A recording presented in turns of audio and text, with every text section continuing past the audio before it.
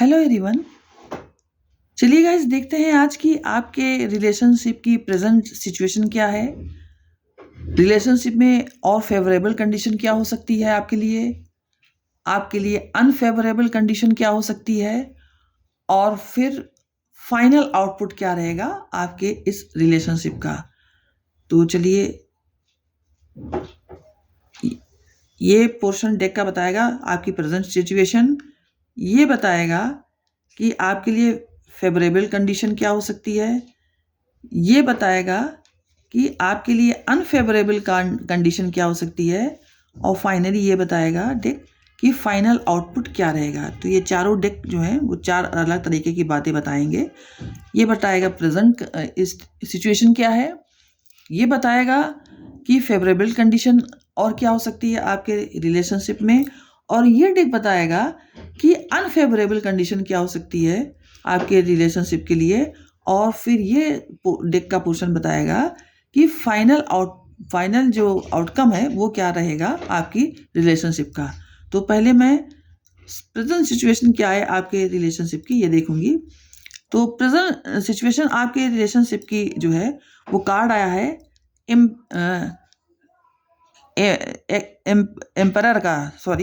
Emperor का, जो ये बताता है कि आप दोनों में से कोई एक व्यक्ति, प्यार तो है आप दोनों में, लेकिन आप दोनों में से कोई एक व्यक्ति डोमिनेटिंग नेचर का है, जिसका जो स्वभाव है वो ये चाहता है कि सिर्फ मेरी ही चले।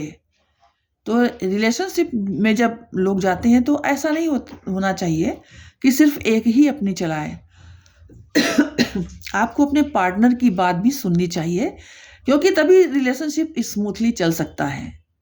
तो ये प्रेजेंट सिचुएशन है आपके रिलेशनशिप की कि कोई एक पर्सन आप दोनों में से डोमिनेटिंग नेचर का है, वो सिर्फ अपने टर्म्स एंड कंडीशन पर ही रिलेशनशिप को चलाना चाहता है। ये चीज़ कुछ लोगों के लिए ही हो सकती है।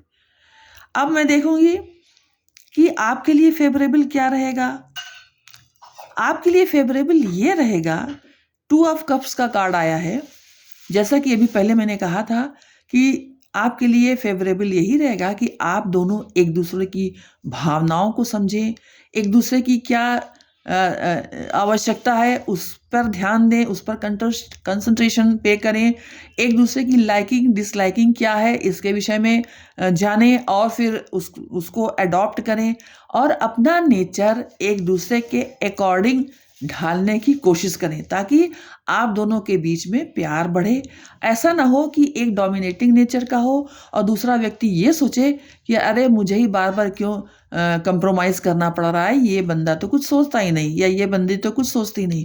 तो दोनों में प्यार रहने के लिए, प्यार बढ़ने के लिए और स्टेबिलिटी रहने के लिए रिलेशनशिप में ये ज़रूरी है कि आप दोनों एक दूसरे की भावनाओं को समझें, एक दूसरे की पसंद नापसंद को उसका ध्यान रखें।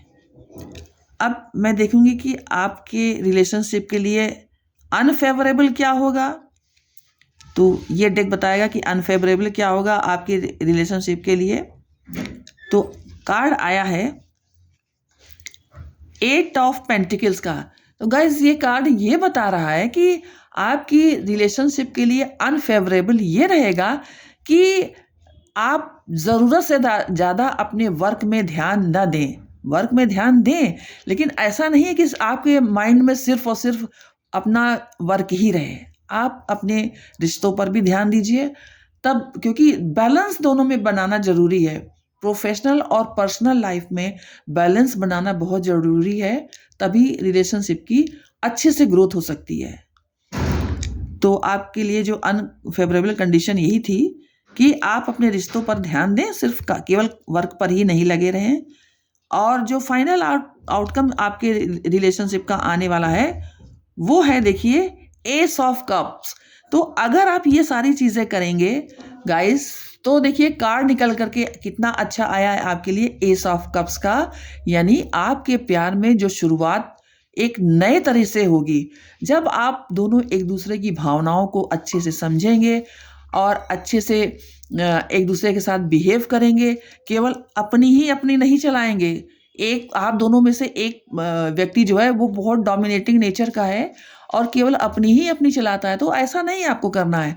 आपको दूसरे की बात भी सुननी है, दूसरे की प्रॉब्लम को भी समझना है और दूसरे की भी सारी कंडीशंस को ध्यान में रखना है और उसके अकॉर्डिंग अगर आप काम करने लगेंगे तो देखिए आपका जो रिलेशनशिप है वो अ, अपने पूर्ण उन्नति पर आ जाएगा, पूर्ण प्रोग्रेस करेगा और एस ऑफ कप्स का कार्ड ये बता रहा है कि आपका जो प्यार है उसकी जीत होगी और आप खुशहाल जीवन अपने पार्टनर के साथ बिता सकेंगे।